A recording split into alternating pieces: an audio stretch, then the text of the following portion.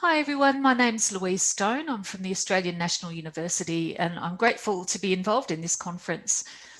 In 2014, I looked after a young intern who was raped by her boss while on the way to the car park after a night shift. In the process of caring for her, I realised that the therapeutic relationship felt very different and I felt I needed resources to help me manage her trauma. After all, she was a doctor, the perpetrator was a doctor, and I was a doctor, so there was no wonder there were complexities in the consultation.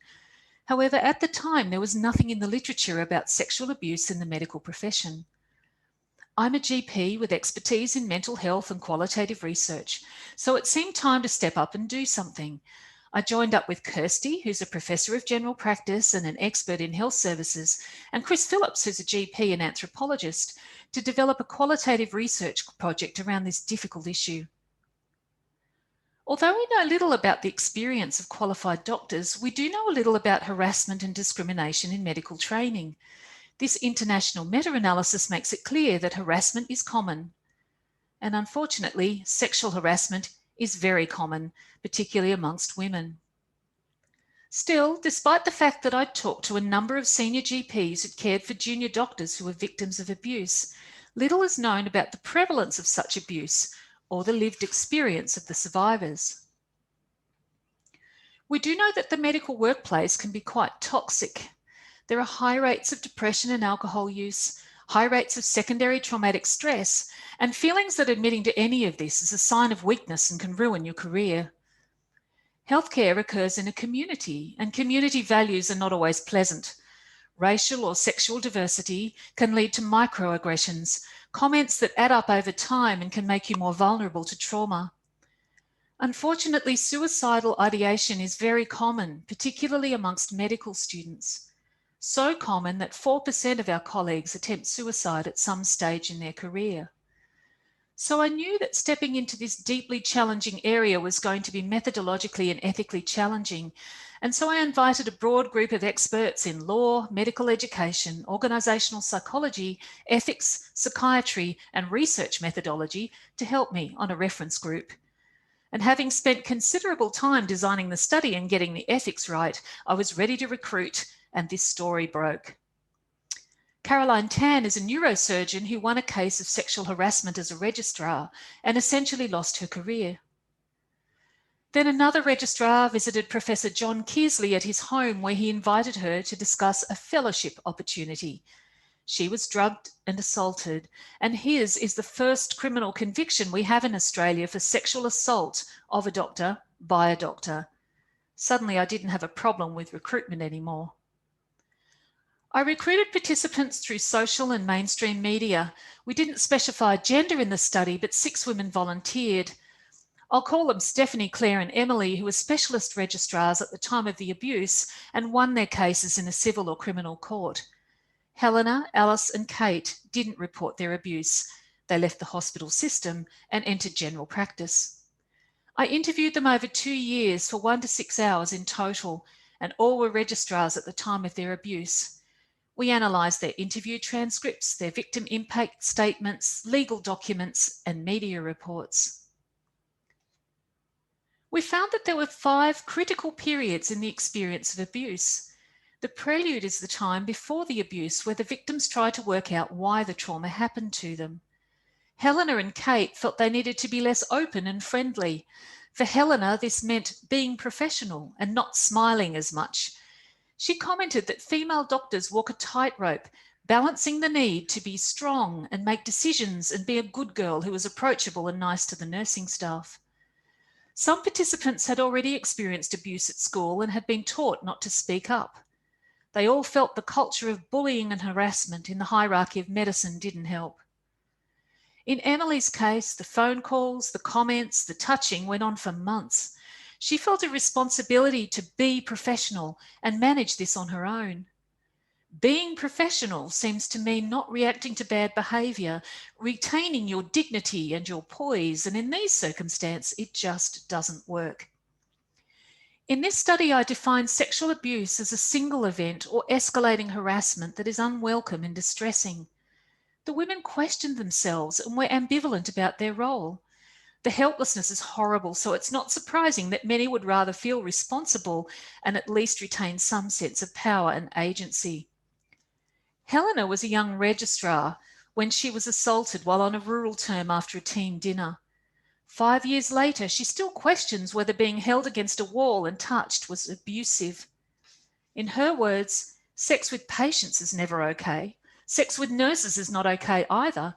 But like all the participants in this study, she felt like fair game. These women may not report because they don't recognise the abuse, they expect it. This is the phase that surprised me. Limbo is the time between the abuse and the resolution of the inquiry around it when the abuse becomes public. 3 of the women in my study did not report. They left the hospital system and abandoned their specialist careers and entered general practice. And it's not surprising. As Emily said, does anyone ever report these things and come out on top? For Emily, Stephanie and Claire, though, limbo meant years of silence while the courts, the regulatory bodies and human resources considered the case. These legal and organisational processes required prolonged periods of confidentiality. Victims endured many months of silence and isolation. Some still worked in teams with the perpetrators. Stephanie saw the court case through only because she wanted to protect other women. At some point, the victim's name becomes known in their workplace, in the courts, or in the media. Feelings of betrayal are common, and loss of anonymity and gossip are very painful. Rape culture is also alive and well. There was an article about Claire that said, if you can't get a neurosurgeon to fix your brain tumour, it's because people like Claire have ruined the senior surgeons. Stephanie still struggles with the fact that John Kearsley pleaded guilty, but had 100 testimonials saying what a wonderful man he was, and had his sentence truncated to 7 months on appeal because he was so important to the community. Emily was told she was no longer welcome in the hospital because she'd caused her perpetrator to become suicidal. Claire never found work in a public hospital again. Emily took years before someone was prepared to give her a job. For these women, the exposure was a second assault, and the women they expected to support them caused the worst of the betrayal. For Stephanie, though, there was some light. Her college was deeply supportive, and it was the senior men who rang to ask her what they could do to help. She says that's the only reason she's finally able to return to her job 4 years after the assault. In the aftermath, these women still struggled to make sense of things. The women who won their cases in court all had difficulty re-establishing their careers and their sense of self. Emily still panics when her phone rings. Stephanie still struggles to speak to other professionals at work. And Claire talks about losing faith in her profession. In this context, justice is elusive. These women are now profoundly different. As Stephanie put it, her world is broken and will never be the same. So where do we go to next? It's easy to talk zero tolerance, but harassment is illegal and it hasn't stopped it happening. I didn't do this study to tell sad stories in medical journals. It seems to me it's up to all of us to work together to change our community. But the problem is not an easy one to solve. So this is the CanMeds framework, which defines all the roles we take as professionals with our clinical role in the centre. This study started with me asking a clinical question, but that's not the only question we have to answer. To me, it seems like there's 8 core dilemmas we have to resolve if we're going to make our workplaces safe. We have a responsibility to mentor the next generation of practitioners. But in our study, we found that mentorship was manipulated into grooming. Some of the women were singled out, praised, given good cases to manage. One factor that facilitated this process was the deep respect in which junior doctors often hold their seniors. The CanMeds definition of professionalism requires doctors to put the needs of the dependent person first in a supportive and protective environment. The dependent person in these relationships is definitely the trainee. Unfortunately, not everyone is good at reflecting on their own feelings and behaviour. Keeping mentoring relationships safe means ensuring mentors have the skills of personal insight and reflection. We need to incorporate this discussion into supervisor training. In this study, there were failures in moral leadership. Harassment occurred despite supposed zero tolerance. As one of my participants put it, there were anti-bullying and anti-harassment posters everywhere in the hospital, but when I actually asked for help, I was the one who lost out. At the medical board level, there is mandatory reporting if a doctor has sex with a patient, but there's no mandatory reporting for a trainee. Participants therefore felt unprotected at the highest level. Having already experienced the normalisation of sexual harassment in medical teams and the routine humiliation of junior doctors, it's not surprising that 3 women in this study chose not to report their experience. Several participants commented on the stigma associated with being too assertive, afraid of being seen as a feminazi or a troublemaker. It's hard for anyone to confront powerful or aggressive senior colleagues. Medical managers have a role to play in setting up an impartial process and a network to support them to manage any difficult situations. Someone has to be prepared to sack the senior surgeon, or zero tolerance means nothing. One common form of communication within organisations is gossip, the inevitable fallout from a complaint of sexual harassment or assault. 3 of our participants in our research experienced not only internal gossip, but public exposure. When the case of one trainee was made public, several female colleagues minimised her experience. I haven't come across any of it, they said, and it's no more common in medicine than anywhere else. This is all overblown.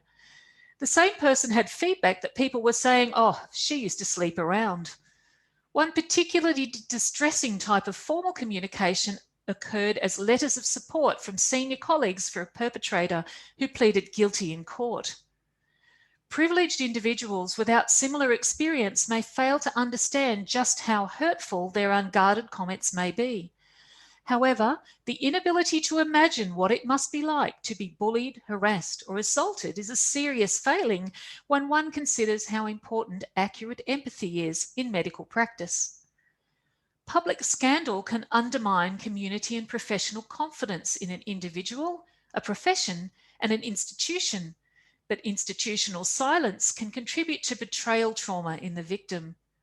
It is an extremely complex challenge to decide who should make statements, what messages should be conveyed, and what information and opinions are appropriate, either formally or informally. Collaboration is based on trust and respect, but it was clear from our studies that victims can be denied collegiality and locked out of their professional communities as troublemakers, even when they win their case. As doctors, we're often required to manage ambiguity in patient care, for instance, by treating patients well, regardless of their moral flaws. The ability to come to terms with their own negative feelings applies to colleagues as well as patients. It's easy to take sides and break down our communities. Whatever the circumstances, and especially if the accuser and the accused are part of the same team, doctors need clear institutional guidance on how the situation can be managed, and they need to manage their own opinions very carefully. All the participants in this study were in training and were reliant on the assessment of senior colleagues to progress. They all believed that the assessment of their performance was likely to be influenced by the choice to report sexual harassment and abuse. Part of the role of assessors is assessing soft skills, like interpersonal skills and professionalism. Unfortunately, these are the assessments most prone to bias. Claire and Emily both had their assessments for professionalism plummet as soon as they reported their abuse. Senior colleagues and training programs can take action as medical educators. We need to assess fairly, and this is harder than it looks. Discrimination can be quite dangerous. One of the trainees I interviewed was isolated in a rural rotation and had no idea who to approach for help. Another turned to a lawyer but received poor advice. It is possible that an advocate within the profession might have saved her from additional distress. On the other hand, one trainee felt that her senior colleagues managed the whole thing extremely well. Doctors are familiar with their role of advocate on behalf of individual patients and specific categories of patients. They are less familiar with the idea of advocating on behalf of their colleagues. Nevertheless, the same principles apply as those outlined in CanMeds.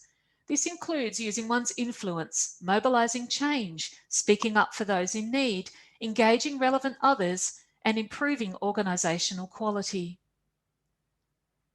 We seldom discuss the parallels between the role of advocate in patient care and in collegial care. Advocacy can involve stepping out of line with the risk of being unpopular or losing your place in the old boys network. Advocacy among junior doctors can mean standing up for someone with whom one's in competition. As colleagues, we need to support our whistleblowers and the decision makers who sit in positions of power at the college, the medical board, and in hospitals. It's a tough job, and we need to support our colleagues who do it. All of the features of the CanMeds configuration meet in the heart at the professional role, but we found it was difficult for our interviewees to find the right person to help them, that GPs were not always knowledgeable and skilled in management, that acute care, such as the collection of forensic specimens, was limited by concerns about anonymity. No one was advised to contact formal support agencies such as the Doctors' Health Advisory Service. The interviews highlighted a therapy dilemma. Doctors can help victims of sexual trauma to recover, partly because they are deeply experienced in medical culture. However, doctors share their professional position with both the victim and the perpetrator, and we need to consider what this means. We need wise leaders in all these roles if we as a community are going to address this really wicked problem. It's time that we realise that this is a complex community problem that needs a complex community solution. We've moved this project forward and are currently editing a book on this topic with authors from Argentina to Zambia and with experts on everything from international law to organisational psychology to medical education and to therapy. If you're interested in this work, please contact us by emailing me at ANU on the address shown on this slide. If you're from the Middle East or from Southeast Asia, we would be particularly delighted to hear from you, as despite 18 months of serious effort, we're struggling to find authors in your region. We know solutions will only be found if we work together. Please join us if you can.